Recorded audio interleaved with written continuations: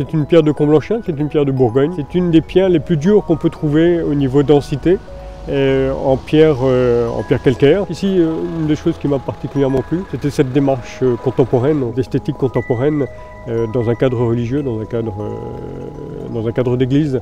Je trouvais que le renouvellement du vocabulaire était intéressant, était passionnant. Oui.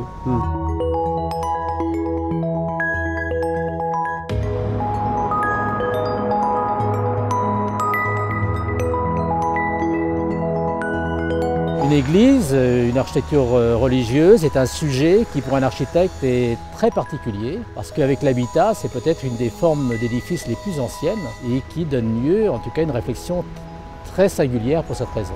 On est obligé de travailler avec des signes ou des figures d'espace qui sont très anciens et qui sont incontournables.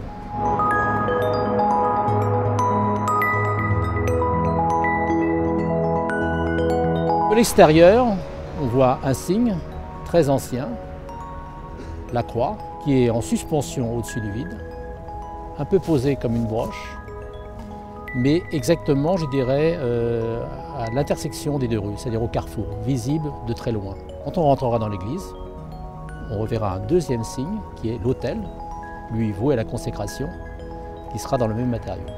Particulièrement une croix qui est vraiment c'est vraiment le signe, et j'ai pu le voir ici à travers l'intervention de passants. Ça nous rattache à l'histoire de l'Église. Et c'est vrai qu'à l'intime, j'y suis aussi attaché. Et participer au chantier du cardinal, oui, pour moi, ça veut dire beaucoup de choses.